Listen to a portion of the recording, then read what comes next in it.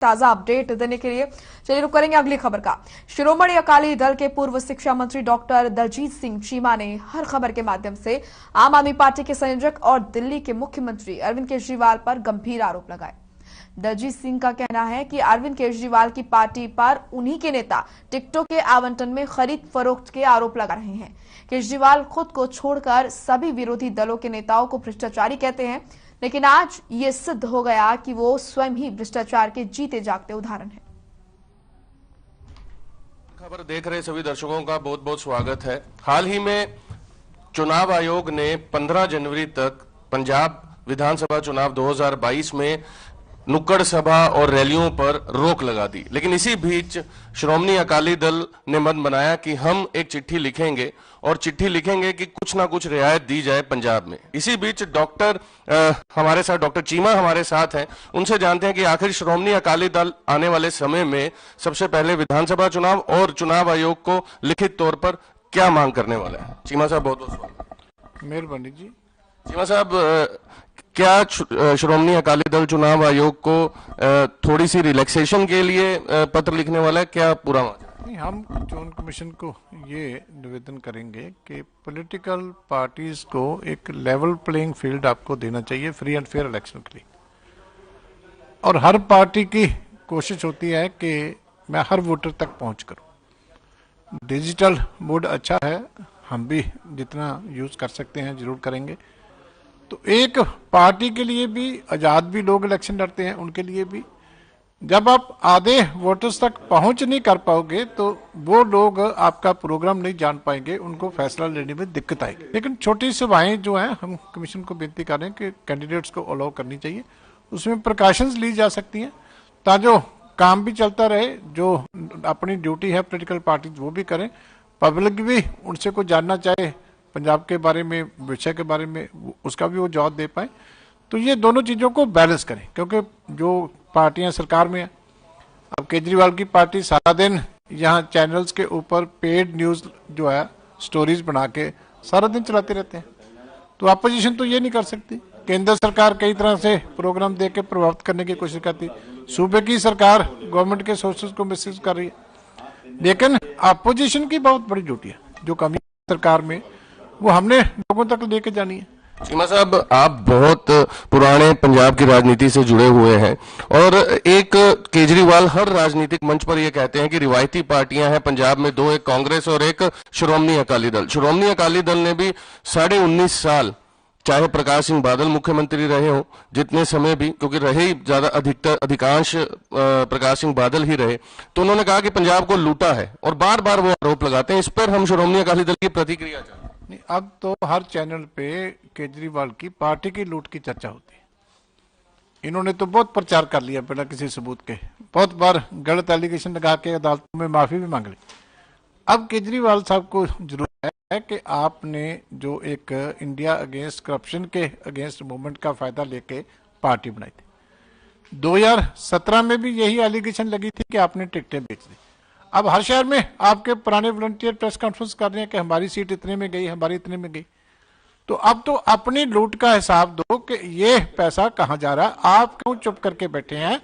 ये अगर आपके कैंडिडेट जो आपने सीटें सारी बेच दी तो आप क्या करप्शन फ्री सिस्टम जो है पंजाब को देंगे। चीमा साहब, पहले बॉलीवुड की मूवी आती है उड़ता पंजाब, अब पंजाबी गाना आ रहा है। हर बार पंजाब के युवा को टारगेट किया जाता है। आपको नहीं लगता कि अब जो राजनीतिक दल हैं पंजाब की खास तौर पर नशे का हवाला दे करके वोट बटोरने का प्रयास कर रहे हैं? ये पंजाब को बदनाम करने का काम पहले दिन से कर रहे हैं। उस टाइम भी किया, जब इलेक्शन के बाद इनको कटहरे में खड़ा किया गया तो ये लिखती माफी मांग के फिर छूटे। अब भी जैसे गाने बना रहे हैं तो वो पंजाबियों की अन्न को वगारने वाली बात है। ये हमेशा नीचा दिखाने की कोशिश करते हैं यहाँ जो इनके लीडरशिप है पंजाब के लोगों को। ये पंजाब की जनता बर्दाश्त नहीं करेगी। श्रोमणी अकाली दल को इस समय हर चैनल जो है वो तीसरे या चौथे पायदान पर दिखा रहा है कि विधानसभा 2022 चुनावी नतीजे जो है, जिसे एग्जिट पोल कहा जाता है, तो क्या लगता है इससे अपने मनोबल पे कहीं ना कहीं आपको नहीं लगता कि प्रत्याशियों के मनोबल पर फर्क पड़ता है? देखिए, हम जिन पार्टियों के साथ अगेंस्ट इलेक्शन लड़ रहे हैं उन सबके पास एक एक सरकार है, तो वो कुछ भी मैनेज करती है। यही सर्वे सी वोटर का 100 सीट दिखा रहा था लास्ट 2017 में, तो कितनी आई? उनको 20 आई। तो आपको भी उनको पूछना चाहिए कि आपका सर्वे इतना झूठा क्यों होता कि जब आप 100 दिखाते हैं 20 आती है, तो हमारी आप 20 दिखा रहे हो 100 भी आ सकती है। लेकिन ये उनकी अपनी क्रेडिबिलिटी के ऊपर बहुत बड़ा प्रश्न चिन्ह है। फिर वो बोलेंगे ऐसे हो गया वैसे हो गया, लेकिन ये है तो झूठ ही है। जो ग्राउंड रियलिटी है वो एंटायरली डिफरेंट है। ये कैसे सर्वे होते हैं आपको भी मालूम है, हमें भी मालूम है। इसलिए जनता अब इन बातों पे विश्वास नहीं करती। हम तो अपने काम पे विश्वास करते हैं, जो लोगों का भरोसा है उसके ऊपर विश्वास करते हैं। अभी टाइम आने वाला, आपको सामने आ जाएगा कि कितनी सीटें आती हैं। आम आदमी पार्टी के संयोजक अरविंद केजरीवाल कहते हैं आम आदमी पार्टी इकलौती पार्टी होगी जो मुख्यमंत्री के चेहरे के साथ विधानसभा चुनाव लड़ेगी। नहीं, हम तो हमेशा ही लड़ते हैं, तो फिर इसका ये भी झूठ हुआ। हमने तो लास्ट टाइम भी बोला था कि प्रकाश सिंह बादल होंगे, उससे पहले भी बोला था प्रकाश सिंह बादल होंगे, वही होंगे। अभी भी हमने फैसला किया है सरदार सुखबीर से बादल होंगे। तो ये कितना बड़ा झूठ है, आपको वहीं बोल देना चाहिए था कि आप इतना झूठ क्यों बोलते हैं। यही तो उसकी कलाकारी है कि वो मीडिया के सामने झूठ बोल जाता, लेकिन आप लोग उसको टोका करो कि अच्छा नहीं लगता सीएम के लिए।